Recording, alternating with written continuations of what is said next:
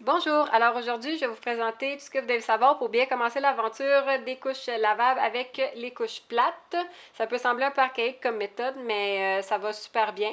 Et puis moi, vraiment, je l'ai adopté. Donc, ce que j'ai fait, moi, j'ai fabriqué mes propres couches plates. Je vous réfère ma vidéo sur comment fabriquer ces couches plates et inserts. Comme ça, vous allez savoir comment faire pour que ça vous coûte vraiment peu de sous. C'est vraiment très, très simple à faire.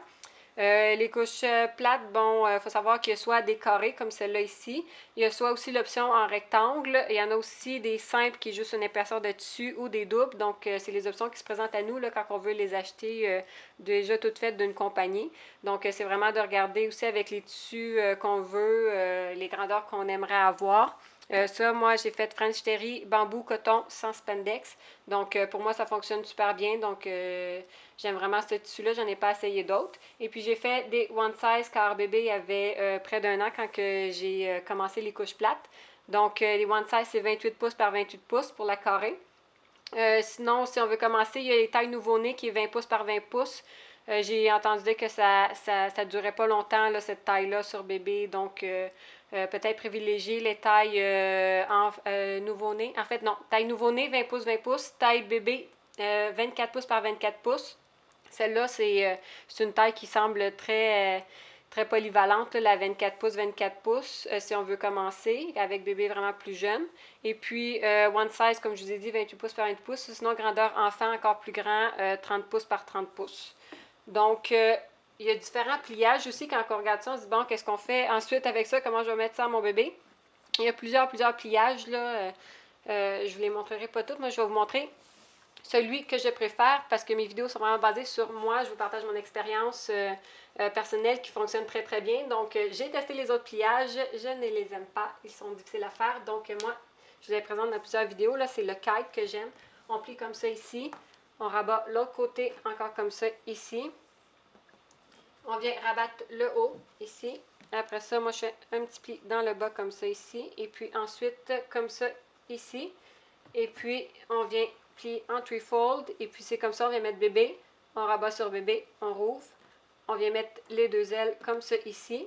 Et puis, ça va super bien pour mettre sur l'enfant. Moi, j'utilise des Snappy. Il y a d'autres, il y a soit les épingles à couche ou des bandits aussi qui appellent. En tout cas, il y a plusieurs autres types d'attaches, mais les Snappy, c'est vraiment ce qui est de plus simple, polyvalent. Donc, on vient gripper ici la petite attache dans le tissu sur un côté.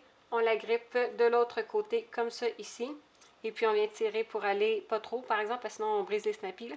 On vient tirer pour venir rejoindre le bas. Souvent celle du bas va lâcher, là, mais ça va quand même tenir dans l'ensemble. C'est sûr que c'est un bébé qui bouge beaucoup dans le jour, puis bon, ça se peut que ça descende un petit peu, là, mais ça tient quand même bien. Puis c'est sûr qu'il faut quand même mettre un couvre-couche par-dessus parce que bon, ça c'est juste l'absorbant, c'est pas. Il n'y a pas rien d'imperméable. Donc, moi, je fais des shorties pull et polar. Donc, encore partie d'économie. Et je les ai fait moi-même. Ça fera l'objet d'une prochaine vidéo de vous montrer comment les faire. Et puis, ça va super bien. On met ça par-dessus bébé. Et puis, c'est super. Ça devient imperméable. C'est ajusté à lui. Donc, effet au sec, aux cuisses et à la taille. Et puis, c'est sûr que ça, il n'y a pas d'effet au sec là, à l'intérieur. Donc, il faut quand même émettre un feuillet. Un feuillet, dans le fond, effet au sec. Si vous en avez déjà d'acheter, là, ils ne sont pas très très gros comme ça pour les couches à poche. Vous pouvez en superposer plusieurs là, pour venir faire l'effet au sec. Sinon, moi, je m'en suis fabriqué. Je voudrais faire ma vidéo sur fabriquer ses propres feuillets lavables. J'ai fait 20 cm par 40 cm. Ça va super bien, ça couvre tout à l'intérieur. Donc, ça va super bien pour ça. Et puis, bon, quand on veut venir ajouter de l'absorption, c'est très très simple, là, comme on peut venir mettre, moi ce que j'aime faire, c'est venir mettre un insert en bambou en dessous ici, comme ça. Je replie, je referme comme ça. Puis pour la nuit, là, ça va super bien. Ça met de l'absorption vraiment au milieu où est-ce qu'il faut. Et puis, c'est vraiment pas trop gros non plus. C'est pas très encombrant pour bébé. Puis ça va super bien comme ça. Sinon, une autre chose qu'on peut faire aussi pour venir ajouter de l'absorption, c'est de se faire une double, mais une double moins chère. Donc, avec un FST. Si vous ne savez pas c'est quoi du FST, je vais faire ma vidéo sur les inserts. C'est tissu sec de farine qui se trouve dans les grandes surfaces, qui coûte vraiment pas cher, là, entre 1 et 2 dollars le carré comme ça. Et puis, on vient le mettre comme ça ici, et puis on refait notre pliage, là, donc ça double la couche. Mais c'est sûr que, bon, à ce moment-là, ça fait un petit peu plus gros là, un peu partout. Donc, c'est vraiment de voir, là, il faut vraiment suivre l'évolution là, de l'absorption qu'on voudrait. Et puis sinon, pour le reste, vraiment, le nombre de couches que ça nous prend, c'est vraiment la même chose que pour les couches à poche. Donc, je vous dirais de commencer avec 24 couches. Ça dépend toujours de la fréquence de lavage que vous voulez avoir et puis les fréquences de changement de couche aussi que vous faites avec votre enfant. Donc 24, c'est quand même un bon début. Et puis, sinon, pour l'entretien, le lavage, c'est pas mal la même chose, je vous dirais. Encore le premier cycle, le lavage, mais moi, je fais un rince là, avec la cuve très pleine d'eau pour enlever toutes les urines, tout ça, sans savon. Et puis après ça, le lavage régulier avec le savon. Et puis moi, je les mets même à la sécheuse. Donc, je les passe direct à la sécheuse et puis ça, je les fais pas suspendre, là, ça va super bien. Le tissu reste doux. Là, j'ai commencé à laver, à sécher avec basse température. Donc, ça restait un petit peu plus doux, mais si vous êtes pressé, là, vous pouvez le faire à haute température. Là. Pour ce tissu-là, ça va super bien. Moi, ça fonctionne très bien, en tout cas, à date. Et puis, c'est sûr que, bon, ça, c'est une fibre naturelle, hein, donc il faut quand même, c'est après à peu près 10 lavages, là, il va y avoir le maximum d'absorption, là, que vous allez voir. Donc, au début, il faut quand même les laver aussi, quelques fois avant d'avoir le maximum d'absorption.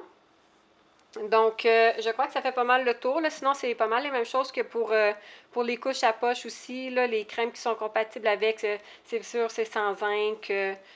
Puis tout ça, là, pas trop de cire d'abeille non plus, pas venir encrasser. Et puis, si jamais pour l'entreposage entre le lavage, c'est la même chose. Là, je voudrais faire ma vidéo sur les sacs, les wet bags, là, dans le fond, les wet bags pour les couches. Donc, on les met dans les wet bags. Et puis, s'il y a eu de l'eau sur la couche, si on a voulu la détacher là, avant de la mettre dans le wet bag, s'il y a eu de l'eau, ne pas la mettre dans le wet bag pour pas que ça crée d'humidité non plus. C'est vraiment le même type d'entretien. Et puis, c'est sûr que, bon, les couches plates comme ça, il faut manipuler un petit peu plus là, la couche qui est pleine d'urine. Donc, c'est sûr que ça fait un petit peu plus de manipulation pour ça. C'est un petit peu moins agréable, mais sinon, ça va quand même bien. Puis les couvre-couches comme ça ici, on peut les réutiliser quand même quelques fois là, s'il n'y a pas eu trop de gros dégâts. Ça absorbe tellement beaucoup qu'il y en a, ça devient quasiment pas humide, donc on peut le réutiliser plusieurs fois. Donc on a vraiment besoin de beaucoup moins de couvre-couches. Je vous dirais 3 à 4, c'est bien. Il y a aussi des couvre-couches qui existent en laine. Moi, j'ai pas essayé la laine, c'est très coûteux, donc j'ai pas voulu me lancer là-dedans. Donc, c'est pour ça que je vous en parlerai pas. Mais sinon, il y a des couvre-couches aussi réguliers là, qui ressemblent vraiment à une couche là, avec les élastiques, puis c'est juste du pull. Ou sinon, il y en a qui prennent leur couche à poche là, comme couvre-couche. Ça pourrait fonctionner aussi. Moi, je ne l'ai pas essayé. Donc, sinon, c'est très, très simple d'utilisation. Et puis, c'est sûr que ça prend un peu plus de manipulation. Puis, bon, c'est sûr qu'il faut installer la couche plate sur le bébé, puis ensuite installer le couvre-couche. Donc, c'est un petit peu plus long à ce niveau-là. Mais vraiment, le confort, je trouve qu'il est là. Et puis, l'absorption aussi. Donc, ça vaut vraiment la peine. Donc, j'espère que ça vous a éclairé sur les couches plates, puis que ça va vous donner le goût de les essayer. Donc, bonne chance à vous!